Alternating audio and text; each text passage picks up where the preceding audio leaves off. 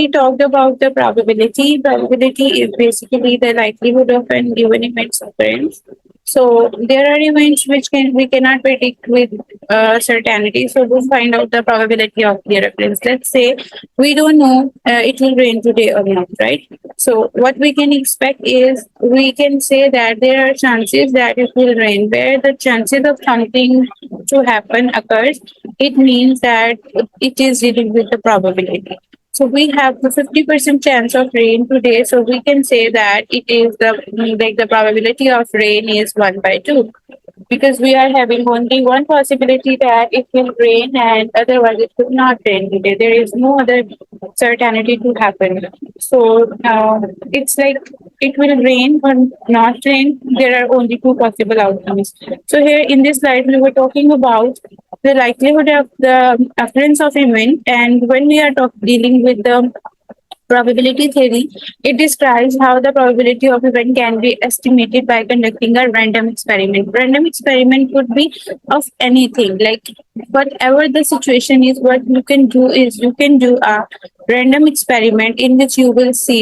Let's suppose you are in your classroom. You want to see the tall heighted and short heighted people, and you want to know the probability of tall heighted people. So what you will do is you will do a random experiment where you will pick some of the students, or maybe you will pick all the students and measure their heights, and ultimately you will calculate the mean by adding all the heights and divide by the total number of possible outcomes.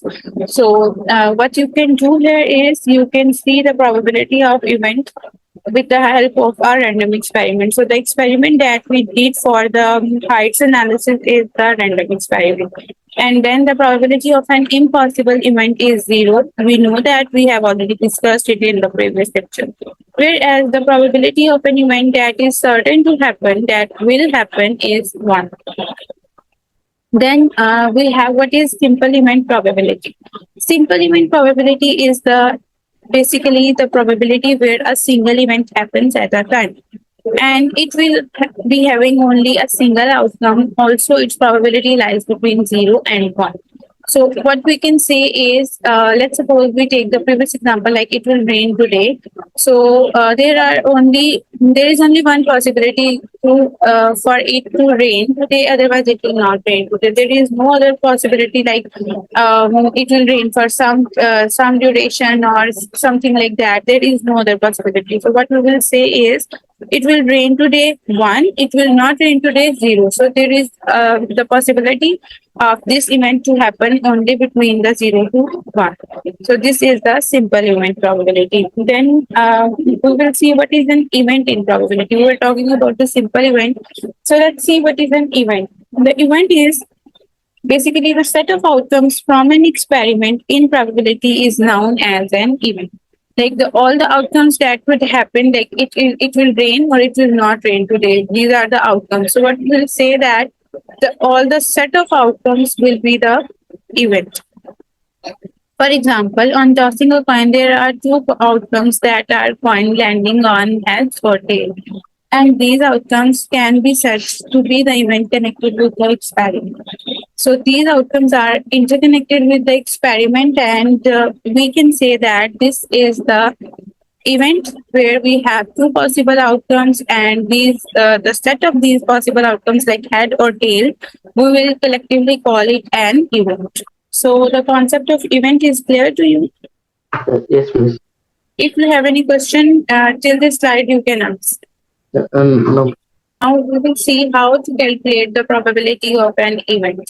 Now we know the set of all the possible outcomes of an experiment are known as the event, and we will see how we will calculate the probability of event. We have already discussed about the formula of probability. We know how we can do this, but we will see how we will do it in our computer program as well. So for calculating the probability of an event, first they divide the number of events by possible outcomes. By this, you will get the probability of a single event occurring. For example, for rolling dice for 5, the number of event is 1. As there is only a single 5 on a dice, so the number of event is 1. The only possible event for number 5 to occur is 1. And the total number of outcomes is 6. So what we will say is the events is only 1 and the total number of outcome is 6. So what we will do is we will divide the number 1 by 6 and ultimately we will get the probability of the number 5 to occur. So this is the common example. We can say that the most like the mostly stated example of the probability of an event. Now we will see the why is probability important in computer sciences. There are basically many reasons why probability is important in computer science. For one, probability can help computer scientists understand and predict the behavior of complex systems. So, whenever the computer scientists are dealing with complex systems, they may confuse between the occurrence of something, like they may confuse between the errors or the occurrence of bugs. Like if we will run this program, this bug will occur or not, or maybe there are further like the possibilities of that particular event as well. So to make it clear, whenever the computer scientists are dealing with the complex system, probability helps them to predict the behavior of the system. Additionally, probability can be used to design the efficient algorithms. Whenever you are dealing with the algorithm, you may have an idea about how to create an algorithm. Basically, in the algorithm, we create a scenario like what will happen in the overall journey of the development. Either it's a computer program or it could be a complete full-fledged computer application. And to analyze the performance of algorithm, we can also use the probability, like we will do a random experiment on the performance of algorithm and we will see what are the possible outcomes, and then we will whenever we will get all the possible outcomes, we will check their occurrence or the likelihood of occurrence, and ultimately we will get the probability of that event to happen. Finally, probability can be used to model uncertainty in data, which is important in many applications such as machine learning and data mining. So you can see if there is any uncertainty in data with the help of the concept of probability. Because when you will check the data for all the possible like the outcomes that could happen, even if you are doing the machine learning and data mining, what you can do is you can check the quality of data that you have gathered, and you can check that the data is completely fulfilling on the qualities or the standards that are given to you or not. So this way you can get the the quality of data with the help of probability. So the role of probability or the importance of probability in computer science is clear. Yes. So now you know where we can use the probability in computer sciences, right? Yes. Okay, so now we are going to discuss an example, and we need to be really careful about it because it's a full-fledged concept and we need to understand it carefully. So, suppose you throw three standard dice, and there, in this example, we have three dice, and their colors are green, red, and blue. For ease of identification, we have colored them separately. What are the chances of scoring a 9? So, if we are having one dice, we can say that it's not possible to have the number 9 because 9 is not written on the dice. But now, with the help of three dice, with the help of the combination of different dice, we can have the number 9 as a result. So definitely we need to do a random experiment for this to get the probability of this event to happen, like the number 9 to occur. Then what we can do is there are two possible methods. So first let's see what is the given method here. No less a luminary than Galileo took up this question 400 years ago, and this question was answered very well at that time as well. His method was enumeration. Enumeration is a process. I will let you know what is the purpose of enumeration in probability in the coming slides. Or counting all the cases. So what you can do is each dice can land in 6 ways. So the number of combinations is 6 raised to power 3 because we have 3 dices and the 6 combinations are given. So 6 raised to power 3 is equal to 216. If the dice are fair, all the outcomes are equally likely. Like if we are rolling the dice equally or fairly, we will get the chances of each number to occur equally. Go through the table of 216 combinations and check off those with a sum of 9. So what you will do is you will check all the 216 combinations and you will see which numbers sums are equal to 9. You will find there are 25 of them, giving a probability of 25 by 216. And if we divide it, we get a 11.6% probability of number 9 to occur in 216 random experiments. So this number 216, we know that this one is very difficult to to examine by hand. If we are doing it by hand, like we are checking the probability and we are calculating it and we are making a list, but still this one is realistic number. But if we are having the hundreds and thousands of experiments and experiment results, then how we can do it by hand? Now, what we can do is we can use the computer programs in this way to do the calculation or enumeration process by its own. So, just let me know this scenario about the example is clear to you. Yes, miss. Okay, so we know there are the three dice, and the probability of each number to occur is 6. So we are having 216 combinations that can occur, and we have got a number 25. That 25 possible outcomes can get the sum of number 9 from the 216 probability outcomes. So this is the pictorial description. Now we have the overall scenario. What we can do is we can simply check, like 3 plus 3 plus 3 is equal to 9. 4 plus 3 plus 3 is not equal to 9. So what we can do is we can simply check which combination is going to become number 9 in our these 216 combinations. So we can do this for this number of experiments by hand, but if the number increased by a very larger amount, we cannot do anything. So here the concept of enumeration query lies in the way. What you can do is you can define a function roll die, and then you can create like a variable that will let you know about the number of possible outcomes for each die. So the uniform draw is the number of possible outcomes like 1 to 6. Then you will put on the enumeration query, and the syntax of putting this query is like this. What you will do is you will define each dice first, and then you will let it to roll the dice, and it will automatically check for all the possible outcomes like number 1 to 6 whenever you will define this process, like this variable r with this function that we have already defined in here. So we have defined the function roll die. Now we will call it with the help of this variable, and when you will call it with all three dices, it will give you the combination of all, and then what you do is you will add R, G, and B. Whatever the roll dice got, it will give you the number by adding it.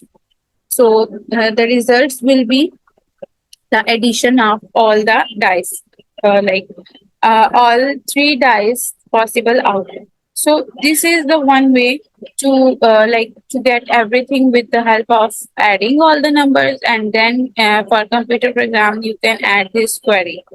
Now let's see, and this one the like the this for computer program one is another way to solve this query.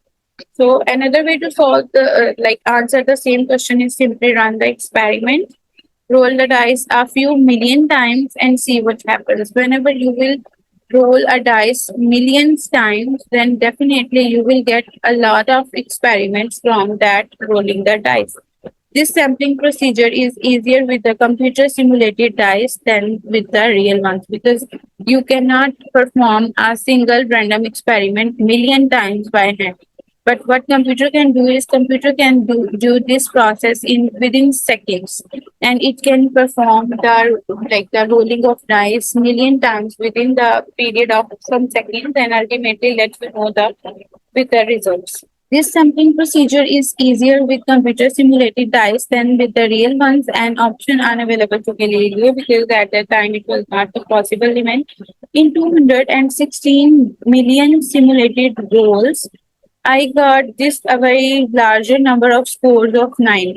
We when we in the previous example, we done this by hand, and we get to know that there are 25 possible outcomes of 216 events to see the number 9 to occur. But here, if we have performed the experiment million times, we got a greater number of score for the number 9 to occur for a probability within 0.01% of the true value. So this says that the probability of this event to occur is 0.01% of the overall value that we have got by 216 million simulated rolls. So this way you can do this process for a million times within the period of seconds. Enumeration is often taken as a gold standard for probability calculation. Why a gold standard? Because you will need to put a lot of effort in this.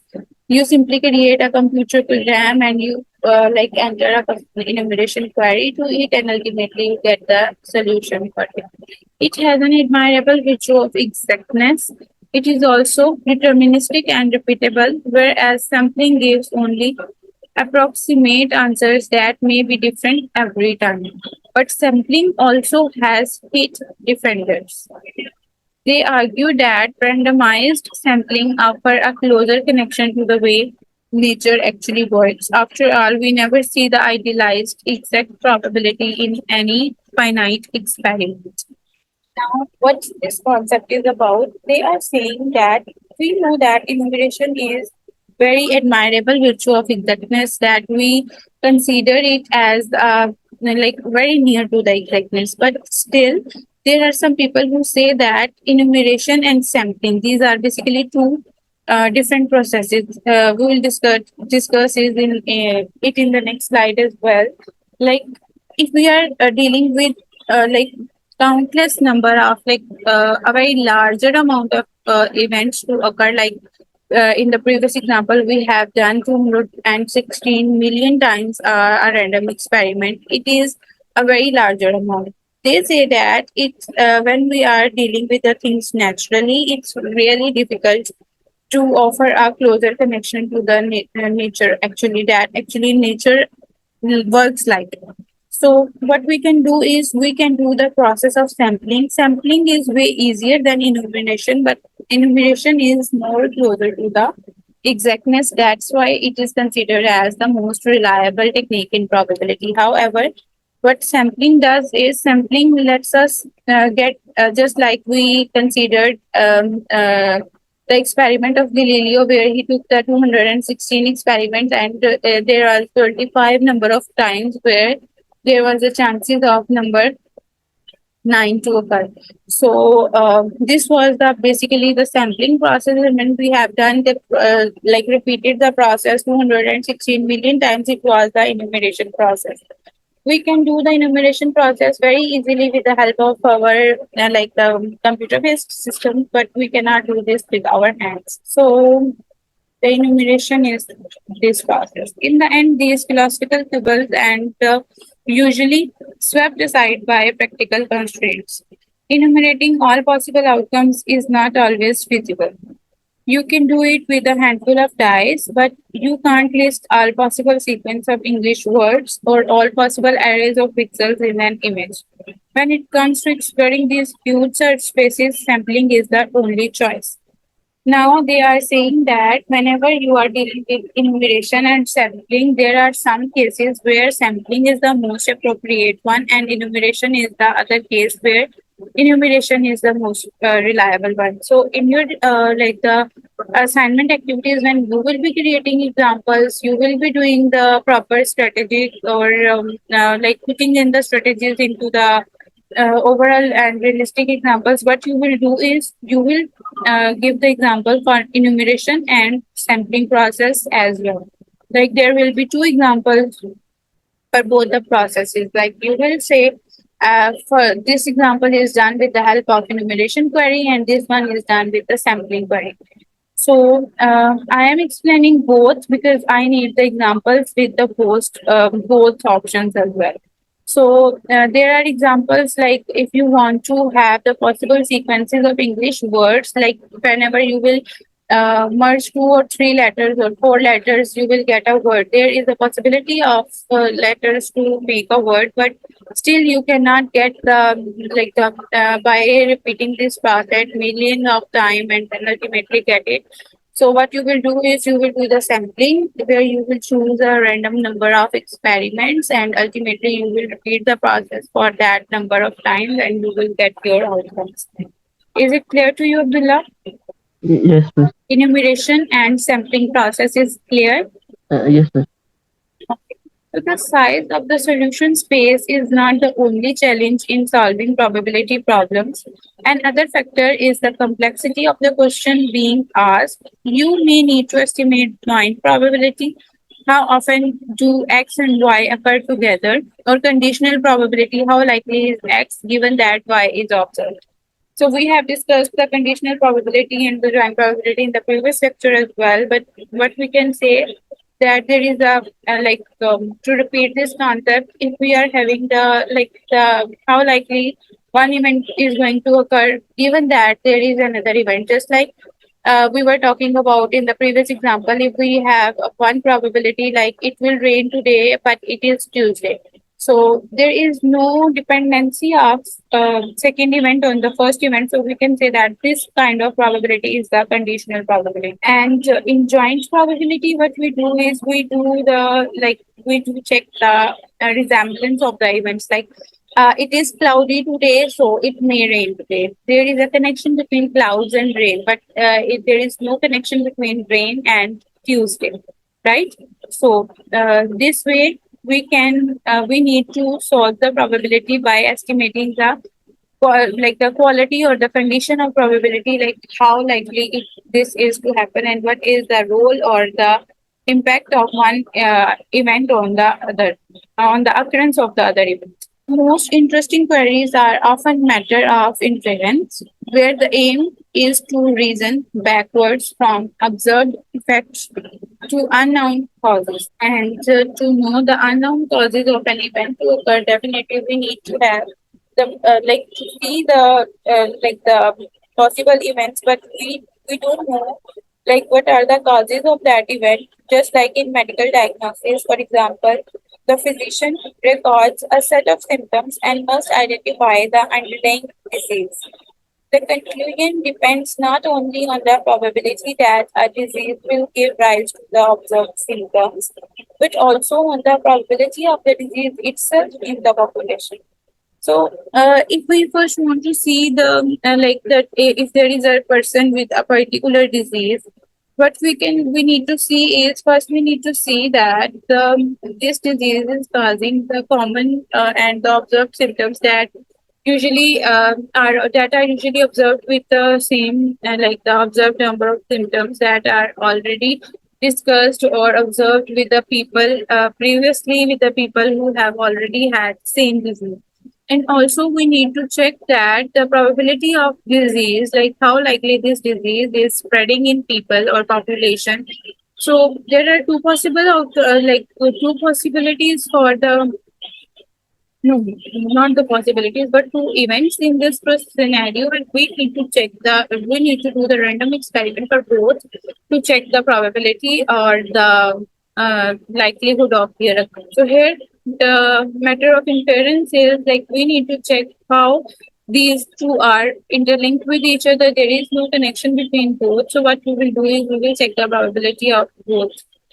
Now, for the sake of difference between enumeration and sampling, the most easier and reliable difference between them is in enumeration, all members of the whole population are measured. Just like I have given you in the starting, I have given you the example of measuring the height of students in the classroom. If you are measuring the height of all the students of the classroom, it is the example of enumeration. Whereas if in sampling only a proportion of members of the whole population are made, and if you have like considered or gathered 8 or 9 students of the particular 40 number of students class, and you have done the experiment of those 8 to 9 students, then this process is called sampling process, where you get the random number of people to perform the experiment on. You don't do the experiment on all the students. So this is the most common and the easier difference between the enumeration and sampling for the better understanding. Now, we are going to perform the query example again with the help of enumeration. The query expression below that we will just cover in the next slide has 3 parts. First, a list of defined statements, then creating a model of a probabilistic process. Secondly, the expression that will become the subject of the query, in this case, simply the variable. And finally, a condition imposed on the outcome. So this is the query where we have discussed about, we have already discussed this query previously. We had 3 dice, we like named them, like color them red, green and blue. We have created 3 variables with the help of these like letters.